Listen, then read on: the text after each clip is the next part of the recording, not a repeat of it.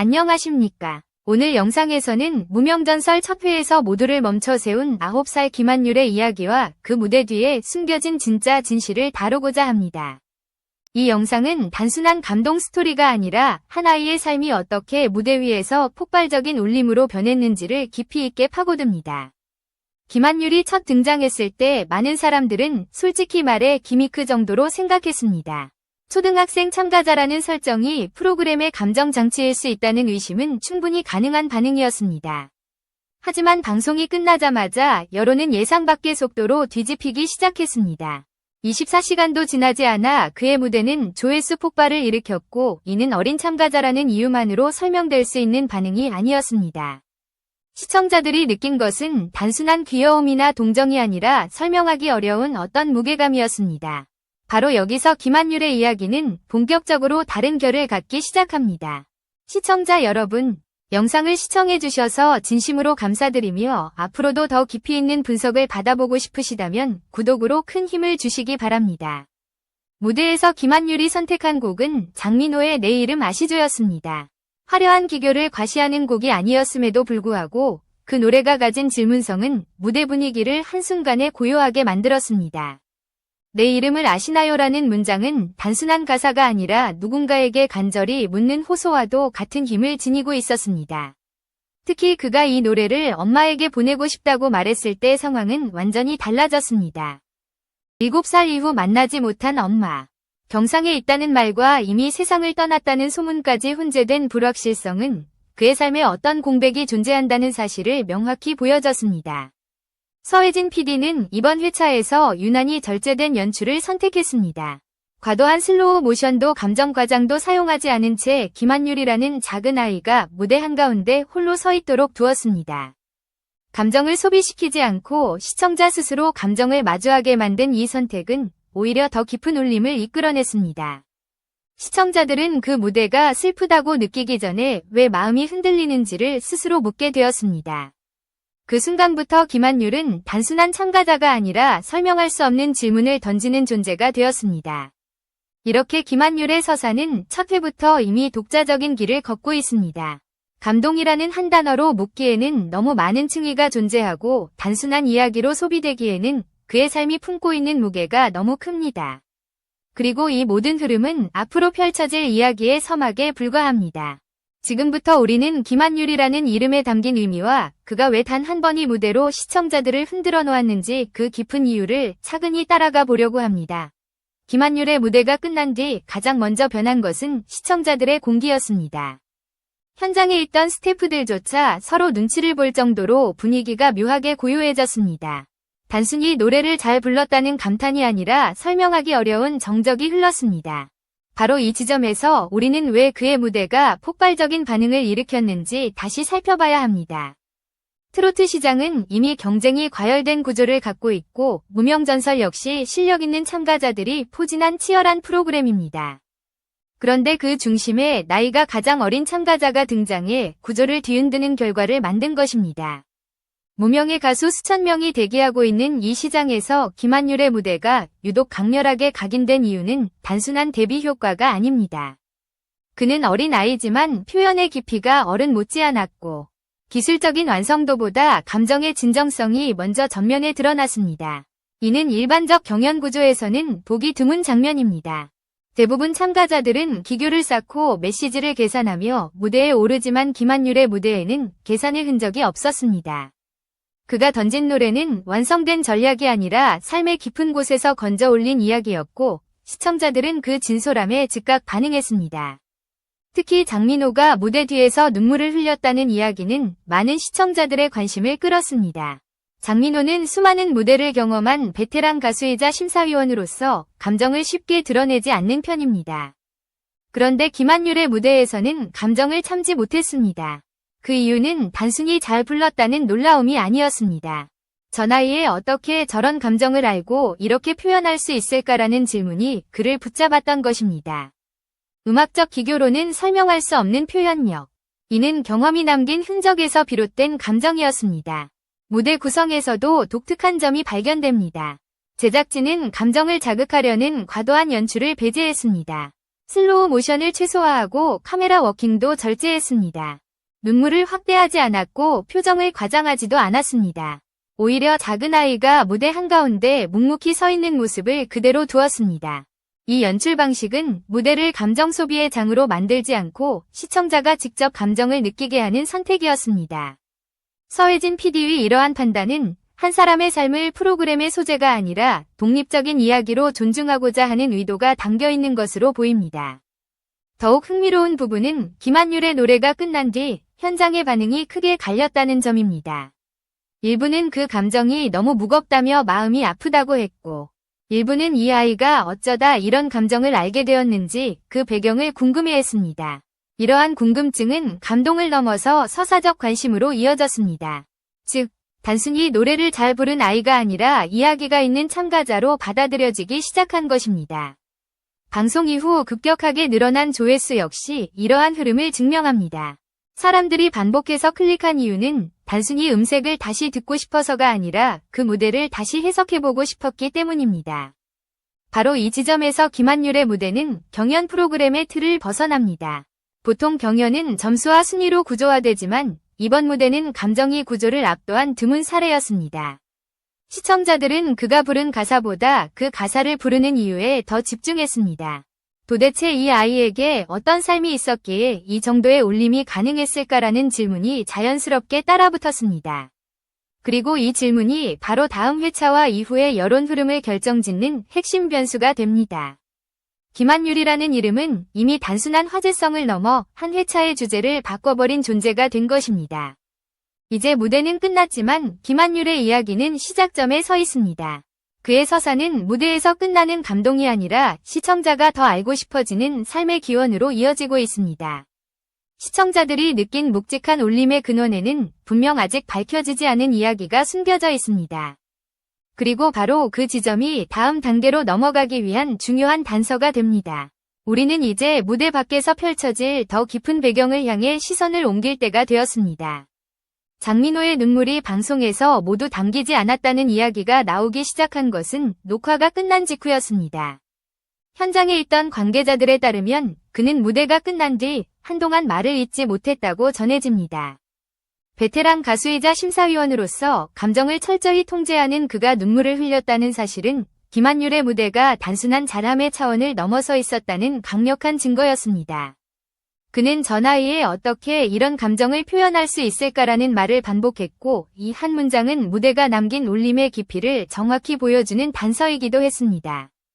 여기서 주목해야 할 점은 장민호가 무대를 평가할 때 사용한 언어의 결이었습니다. 그는 기술이나 음정, 박자 같은 일반적인 심사 기준을 언급하지 않았습니다. 대신 감정의 무게라는 표현을 사용했습니다. 감정은 훈련으로 만들어지는 것이 아니라 경험이 남긴 흔적이고 이 흔적은 삶이 만들어내는 것입니다.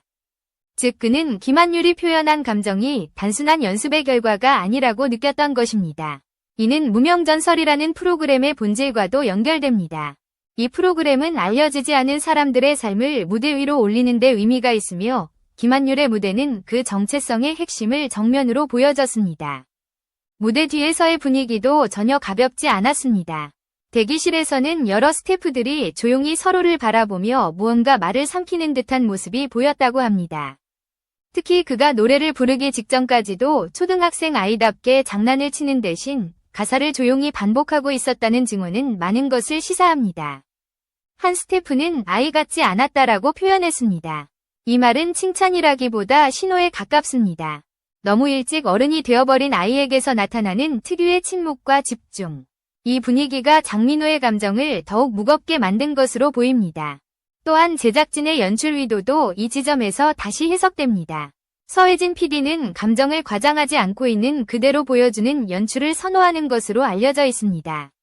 이번 회차에서도 그는 슬로우 모션이나 극적 배경음악을 최소화했습니다. 눈물을 확대하지도 않았고 인물의 표정을 과하게 클로즈업하지도 않았습니다.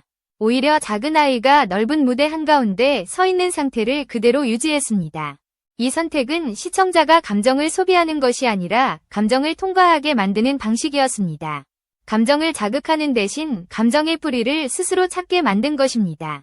방송에서 편집된 장면 중 가장 큰 관심을 받은 부분은 장민호가 오열했다는 소문이었습니다.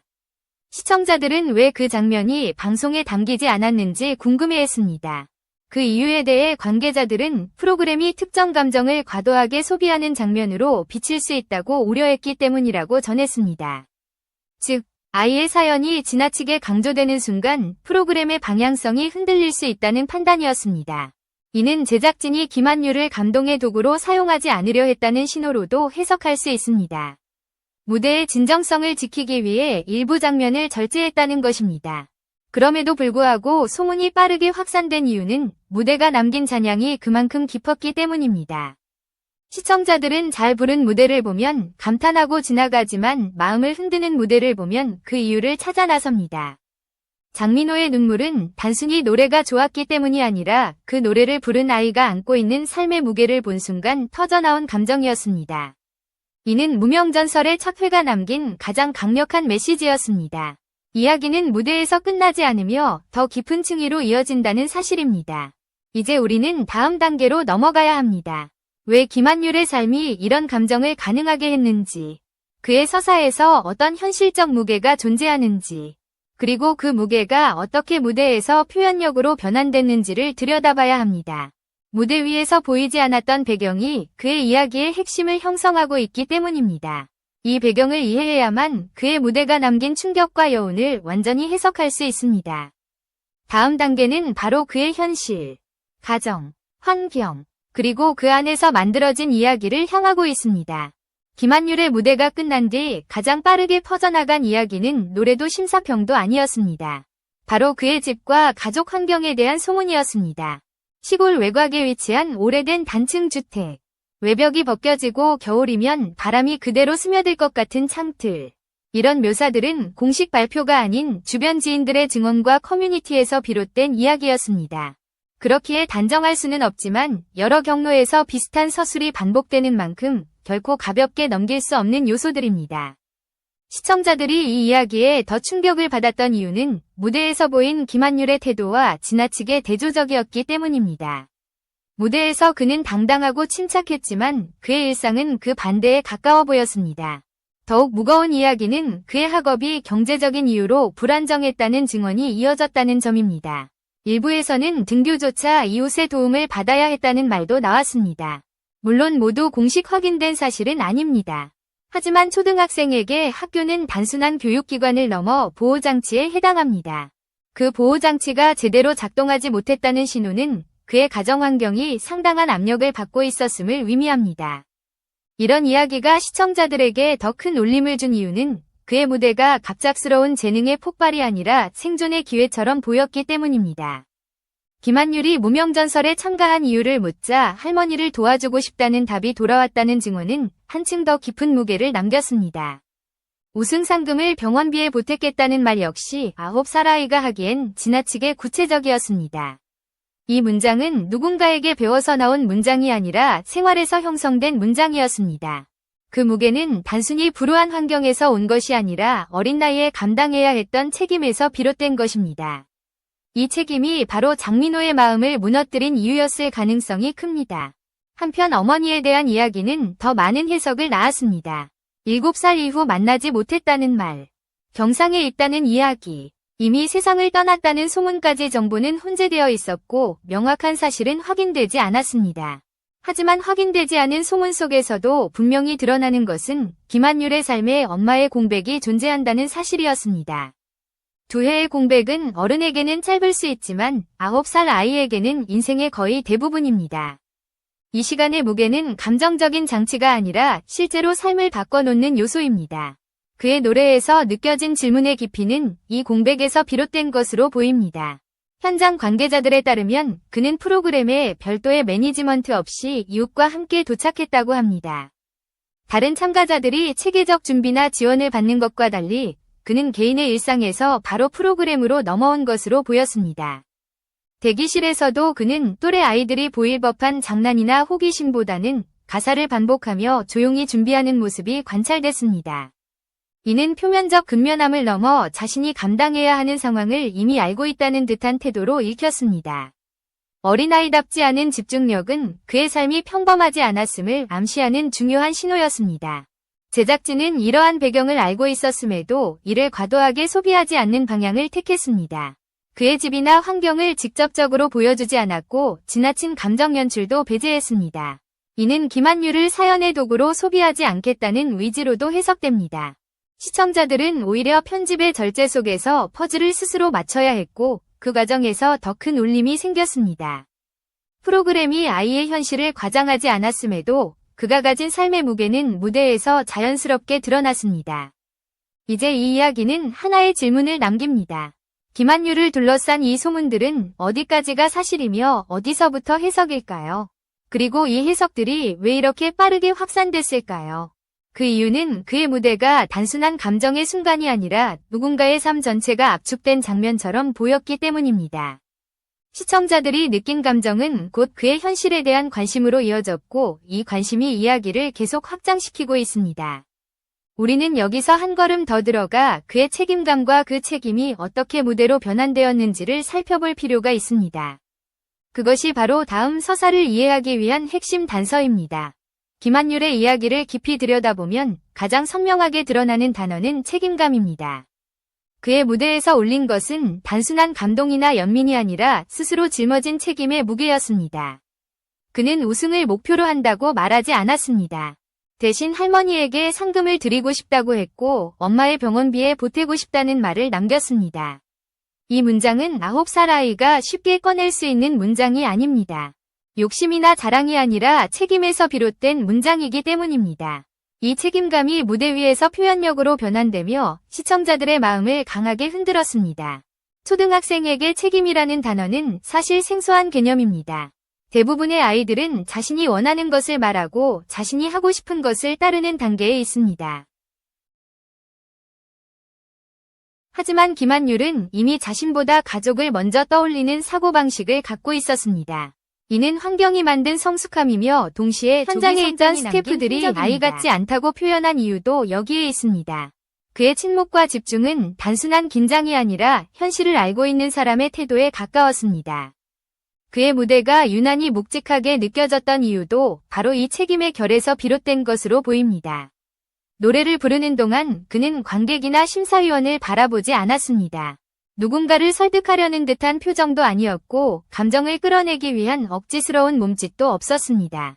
오히려 그는 자기 마음속 깊은 곳에 있는 이야기를 조용히 꺼내놓는 방식으로 무대를 채웠습니다.